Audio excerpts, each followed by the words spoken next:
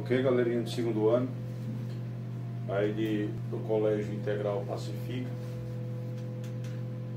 Bom dia para todos. A aula de hoje nós vamos falar aí da calorimetria, certo, gente? Calorimetria é a parte da física que vai falar sobre a energia térmica, ou seja, vai falar sobre o calor, beleza? Então o que é que nós temos aí, pessoal? Nós temos o seguinte: temos que calor é uma energia que passa de um corpo para outro devido a uma diferença de temperatura, certo? Ou seja, se calor é uma energia que passa de um corpo para outro devido a uma diferença de temperatura, nós podemos dizer que o calor é uma energia em trânsito, certo? Então ela está passando entre corpos, ela não está parada aí no corpo, ela passa de um corpo para outro. Então por isso que dizemos que o calor é uma energia em trânsito. E essa energia ela só passa devido a uma diferença de temperatura, ou seja, para o calor passar de um corpo para outro, é necessário que os corpos estejam com temperaturas diferentes. Tá ok, galerinha? Então, para que o calor passe de um corpo A para um corpo B, é necessário que eles tenham temperaturas diferentes, ok? Gente,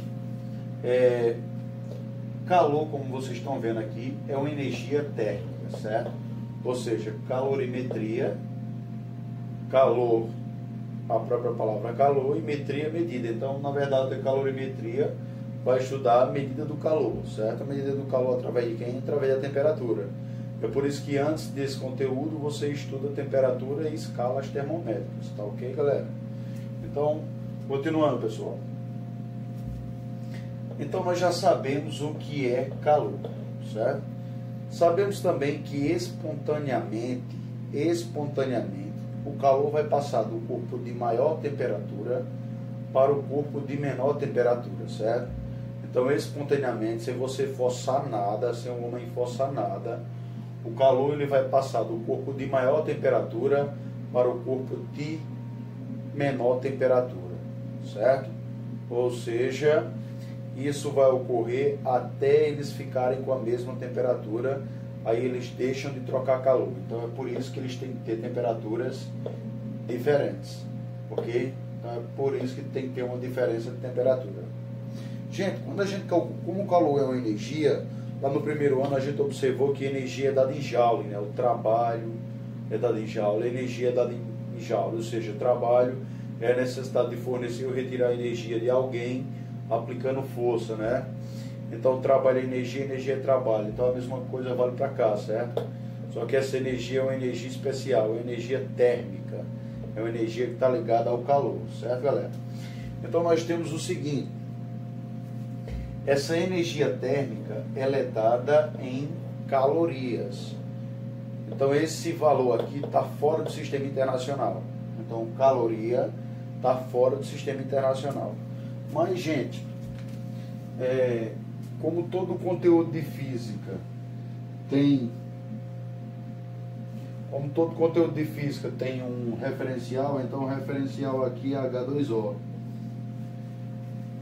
O referencial aí é a água, ou seja, nós fizemos aqui tudo para a água, certo, pessoal? Então, tudo para a água. Então, ó, o que é caloria? Caloria é a quantidade de energia que você tem que fornecer a alguém, certo?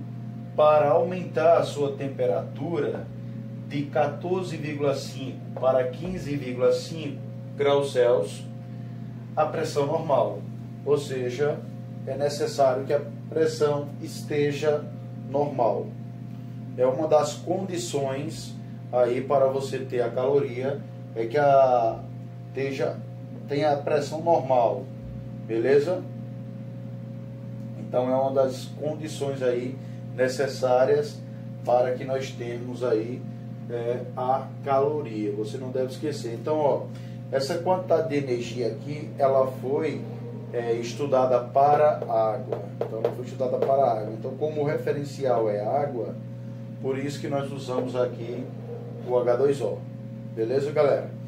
Então entendemos aí o que é caloria. Só repetindo mais uma vez, é uma quantidade de energia que você tem que fornecer para aumentar a temperatura de 14,5 a uma grama de uma substância de água, para que ela varie em 1 grau, né, 14,5 para 15,5 dá 1 grau, a sobrepressão normal. Beleza? Então nós vamos fornecer essa quantidade de energia para água. Galera, como sabemos, essa energia ela é dada em joule, ok? Ela é dada em joule. Então, qual é a relação entre caloria e joule? Então, a relação entre caloria e joule é que uma caloria é aproximadamente 4,2 joule. Na verdade, o valor é 4,186. Nós aproximamos esse valor para 4,2 para melhorar os cálculos, certo? Então, se você tem um valor em caloria que é passar para joule, é só multiplicar por 4,2. Se você tiver um valor em joule que é passar para caloria, é só dividir por 4,2. Ok, pessoal? Então, isso aqui é a parte inicial da calorimetria. Galera, se nós observarmos, aqui nós temos a potência térmica. Beleza? O que é a potência térmica? Nós observamos que lá no primeiro ano a potência era o trabalho dividido pelo intervalo de tempo, né? Mas sabemos que trabalho é energia, energia é trabalho. Então o que nós fazemos? Trocamos o trabalho pela quantidade de calor, ou seja, trocamos o trabalho pela energia térmica. Então quem é a potência térmica? É a quantidade de energia térmica dividida pelo intervalo de tempo. Ou seja, quanto maior a energia térmica, maior a potência térmica. Quanto menor a quantidade de calor, menor a potência térmica. Já o intervalo de tempo e a potência são inversamente proporcionais. Se mantermos a mesma quantidade de calor, quanto maior a potência, menor o intervalo de tempo, certo? Porém, quanto maior o intervalo de tempo, menor a potência. A quantidade de energia ou a energia térmica, ela é dada em joule, no sistema internacional, certo? Mas esse conteúdo, ele trabalha fora do sistema internacional na maior parte das vezes. Assim como também a ótica. A ótica é uma das partes da física que trabalha também na maior parte das vezes fora do sistema internacional, beleza? Então, a quantidade de energia é dada em joule, o intervalo de tempo é dado em segundos, certo, gente? Então, o intervalo de tempo é dado em segundos. Portanto, qual vai ser a unidade de potência? A unidade de potência vai ser joule por segundo no sistema internacional. Então, em homenagem ao cara que estudou potência, nós dizemos que a potência é dado em watts ou watts. Então, watts ou watts é, na verdade, joule por segundo. Então, 1 watt é igual a 1 joule por segundo, ok? Então, essa é a potência, certo? A potência de uma máquina, a potência de qualquer sistema. Então, é a quantidade de energia térmica dividido pelo seu intervalo de tempo, ok, galera? Galera, se já sabemos a potência, vamos agora para as quantidades de calor que nós temos, os tipos de calor, na verdade, que nós temos. Então, nós temos dois tipos de calor. Ou o calor ele é sensível, ou o calor é latente. Como sabemos se o calor é sensível ou latente? É simples. O calor sensível é aquele que está mudando a temperatura. Então, quando você fornece calor a um sistema e ele começa a mudar a sua temperatura, ou seja, sua temperatura aumenta ou diminui, significa que esse calor é sensível, certo? Agora, quando você fornece calor a um sistema e a temperatura nem aumenta nem diminui, significa que ele é latente, ou seja, ele está mudando o estado físico. Então, no calor latente, você tem a mudança de estado físico. Então, do sólido para o líquido, do líquido para o gasoso, ou então do gasoso para o líquido e do líquido para o sólido. Então, você tem aí uma mudança de estado físico para o calor latente, né? Já para o calor sensível, você tem uma mudança de temperatura. Então, o calor é sensível, certo? Quando está variando a sua temperatura, ou seja, quando está mudando a sua temperatura. Aí nós dizemos que o calor é sensível. Beleza, galerinha? Só um minutinho que voltamos já com a segunda parte, pessoal. E aí, galerinha, vamos agora para a parte de calor sensível. Vamos observar a fórmula de calor sensível, certo?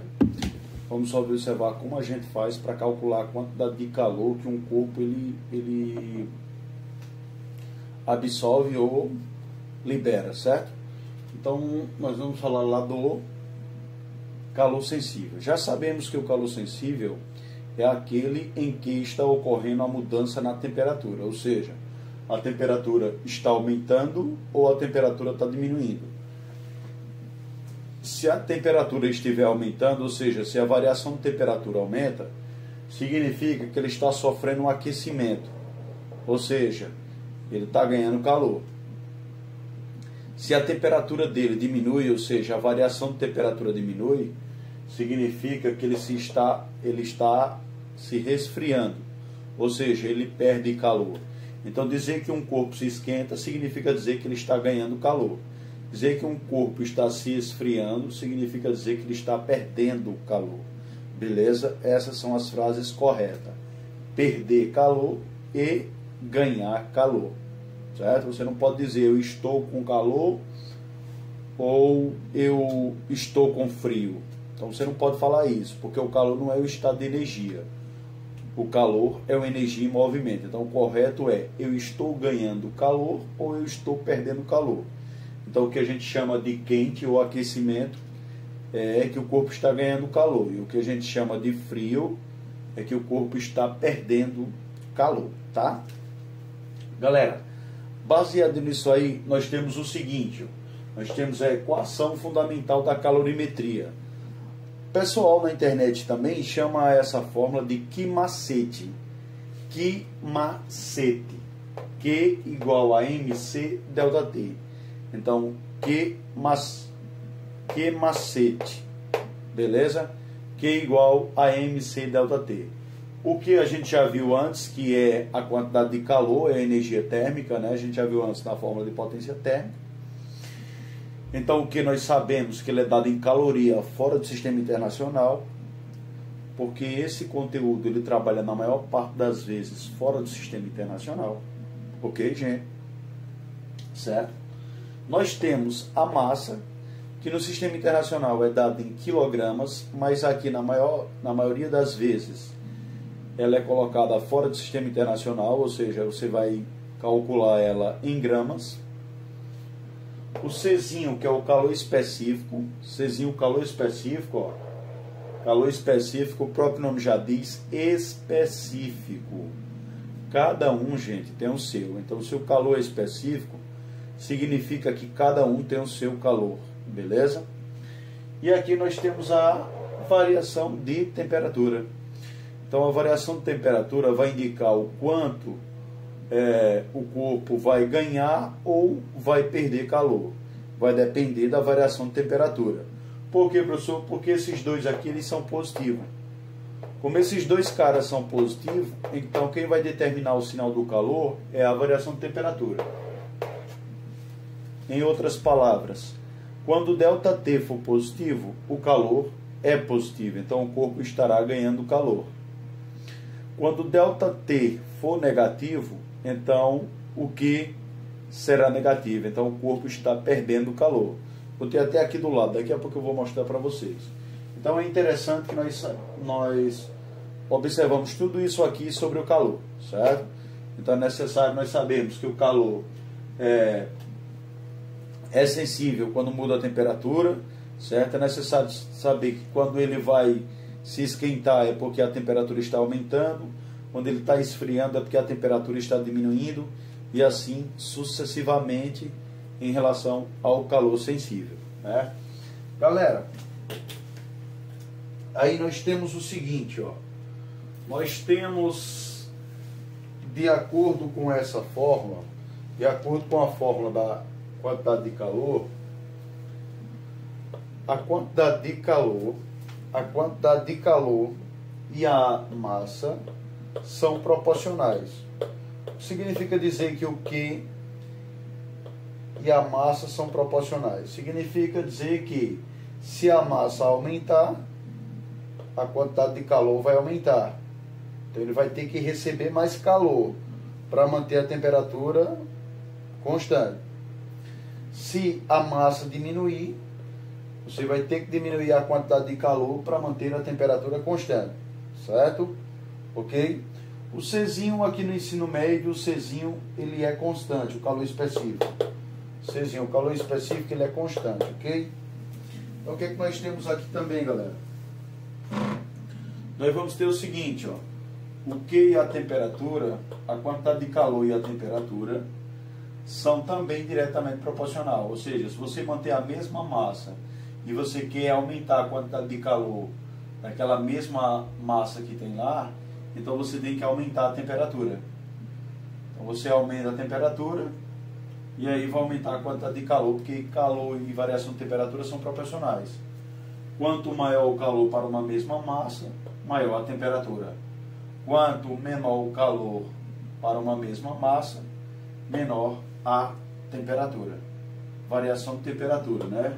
Verdade, variação de temperatura, ok? Então nós dizemos que a quantidade de calor e a variação de temperatura são proporcionais. Em alguns livros ele pode chamar a variação de temperatura de delta θ. É a mesma coisa, delta θ ou delta T significa variação de temperatura. Na verdade, isso aí é apenas o quê? É apenas uma unidade que ele utiliza diferente. Beleza? É só uma letrinha que ele utiliza diferente. Utiliza a letra grega. Eu particularmente acho melhor utilizar uma letra brasileira. Por isso que o delta T é variação de temperatura. Mas alguns livros podem trazer aí o delta θ. É a mesma coisa. Podem ficar tranquilos, tá? Então, é como aquilo que eu falei, ó.